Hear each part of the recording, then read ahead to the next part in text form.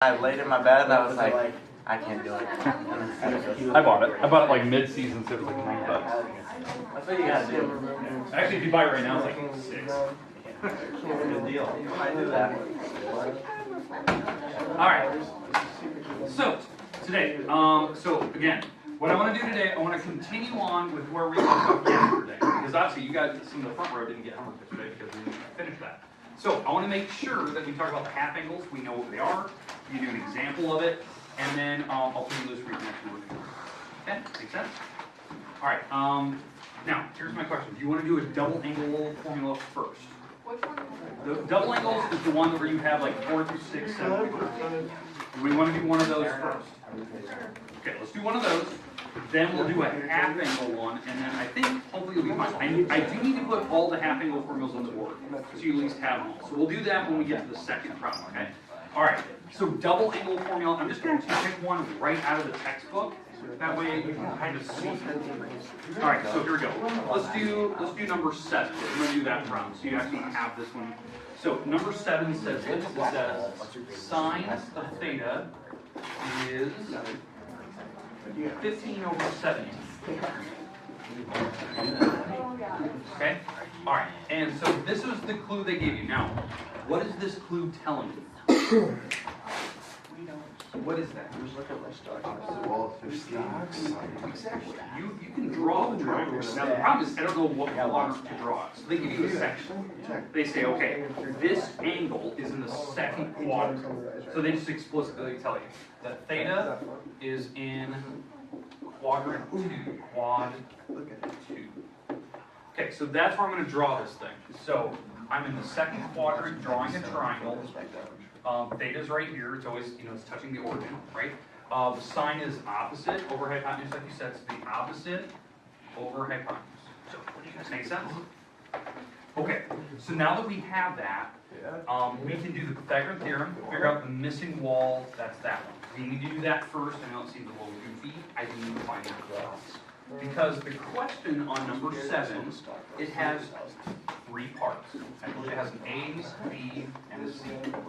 And it's a very quick, easy thing. You're just going to plug the numbers in, you're done. Okay, so it asks for, on part A, find the sine of 2 theta. Okay, or 2 alpha, or whatever it is. I think it's theta. Okay? Alright. So to do this, we need to figure out the missing wall. So that's 17 squared equals the x squared plus 15 squared. So this is 225, this is 289, and this is, if I subtract this over, you get something like 64. What's the square root of 64? 8. So this wall here is 8. So now that I know that, now I can go ahead and I can figure out the rest of this problem, right? So I can do the first part A, which says find the sine of 2a. So sine of 2a, we have a formula for that. It's 2 times the sine times the cosine. Right? This is the formula that I have on your property sheet for the double angle formula, right? So all I need to do is take the numbers I have here, plug them in, and I'm done. Now, here's the problem. We're in the second quadrant, right? One of these numbers is negative. Which one? 8. Oh, I know that. If you think about like the coordinate plane system, this goes negative and positive up. So that number's negative. That's important because when I start plugging in numbers here, it'll tell me what my final answer is. My answer could be positive or negative in the end. In fact, this should justify what the answer is. Okay, so what is the sine of theta again? According to that triangle? Sine? 15 over 17. And the cosine, according to this triangle, is adjacent over hypotenuse. 8 over 17. That's adjacent over hypotenuse. And then you can multiply those, you're done. You don't even have to simplify. If you want to just multiply straight across, done, we're done with that expression. Okay, if you go to cosine, so I believe part B says find the cosine of 2 theta. You pick one of the cosine formulas that's on your property sheet, which I'm going to pick the first one. The first one is cosine squared theta. I think it's minus sine squared theta. Is that right? Is that your problem? Okay. And what I'm gonna do is I'm gonna plug in the values for those in, square them, you're done. So, like for instance, what is the cosine of theta? Yeah, negative 8 over 17. And we're gonna square it. Minus the sine is the 15 over 17. And sine, we're gonna square that. So I square this answer, subtract the across. You should be able to subtract. You see how I'm doing this, how I'm plugging the values that you have. You need to use your property sheet. The formulas are on the property sheet. The double angle formulas, I believe they're in like the middle of the page at the bottom of your special part of that property sheet. Again, I think part C is I think tangent. Okay, are we good with that? I checked this from this morning. I actually don't. What's the question? Okay. So do you have the formulas on your property sheet? That's number one. Okay, so all you're doing is, on this problem, you have to set up the triangles, you have to draw it first, and then you're just using, because this is part A, B, and C, this is what they give you in the book, what they ask for. And so all you have to do is like write the formula down on your property sheet, and then just plug in these fractions that were from the triangle that you don't want to get, like sine is opposite of triangles, it's so good, right? So you just plug in the values. Yeah. I got charged on here. Okay, does that make sense? Does that help you out a little bit? All right, now let's talk about the half angles, because this is the one I think we like ended the last class talking about half angles, but you guys didn't get it all.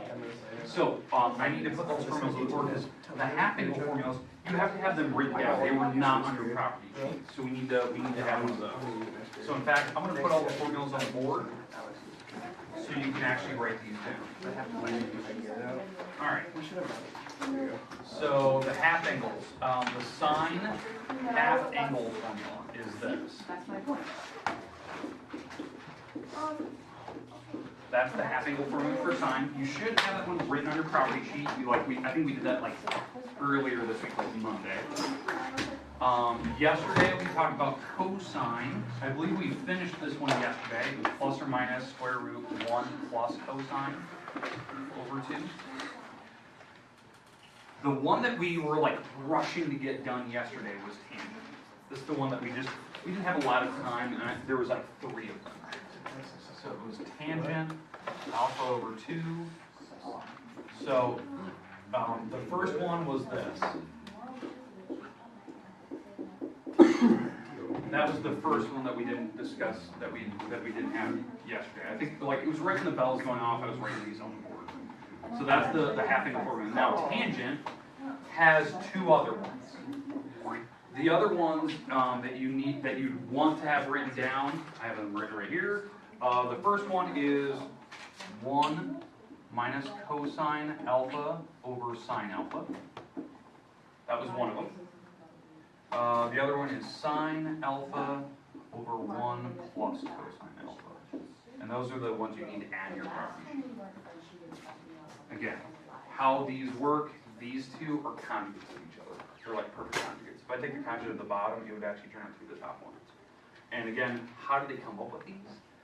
They're using the identities that we did in the very first section. When we did a lot of substitution, like proving like the left side is equal to the right side, that's how they do it.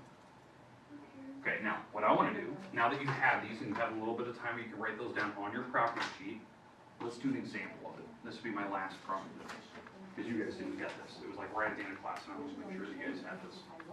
So if anyone else wants an idea of how to do those half angles, because you guys had them yesterday, you guys can pay attention here. All right, so I'm gonna pick one out of the book. So I'm gonna go off of like problem number 55. I'm gonna do that one for you. Okay? Because 55, I believe, was one of your homework problems, and it was a half angle one. Okay? So it was tangent of alpha is what are the numbers here? 4 over 3. And they say that alpha is in between 270 and 180. Okay. So, this is problem number 55. So what I would do first, draw this thing. So what quadrant am I in? In 3, okay? Because I'm between 180 and 270, so that's over here. Okay, that's where alpha is sitting. It's in the 3rd quadrant. And again, I always bring the the triangle back to the x-axis. Okay, so now, what does tangent actually stand for? Like thinking of SOHCAHTOA, opposite over adjacent. That's the opposite wall, this is the adjacent wall. Opposite of alpha over the adjacent to alpha. In fact, both of these numbers are negative. That's why they cancel out and they make positive. Because in the third quadrant, it'd be negative and negative, so they would actually cancel and make positive. So that makes sense. If we do the Pythagorean theorem, I think we already know what the third side should be. It should be 5. If you do the Pythagorean theorem, that's hypotenuse. And it should be positive. That's not hypotenuse. Hypotenuse is always positive. And what we're doing on this problem is we're rattling off part A, B, and C. Part A, it wants you to figure out the sine of alpha divided by 2. Well, you have the formula. In fact, it's still on the board, right? And all I'm going to do is plug my number in, done, move to the next part. You do not have to simplify these.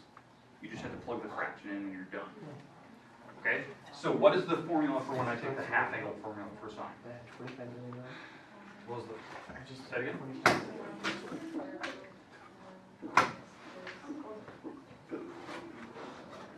Over 2. That was the formula, right? That's my half angle formula. But all I need to do is plug in what cosine of alpha is. Well, what's cosine of alpha on that triangle? No, because it's 2 times 2 is 3. Adjacent over hypotenuse. So, say it again. Already made 13. 3 over 5. And the last, so we plug that in. So that's almost done. We have like one more step to do. The last step, is it positive or negative? Well, we have to think about, okay, alpha's in the third, right? That's where alpha's at. But I want alpha divided by 2. So whatever angle's down here in the third, that's where alpha sits, right? It's in the third. Whatever this angle is, let's say the angle is 210. I'm just making it up. Some number, right? What happens when you take up 210 and you divide by 2? Weird, right? It's going to be in the second quadrant, right? Because 210 divided by 2 is 105. That's in the second quadrant. Well, all you have to think about, if this angle is going to end up in the second quadrant, is it positive or negative there? Well, sine is positive in that quadrant. How I know that is because I have that positive negative chart. This is the chart that I think we wrote on the board yesterday. If you didn't have this one, all the trig functions are positive here. Sine and cosecant are positive in the second. Tangent, cotangent are positive in the third.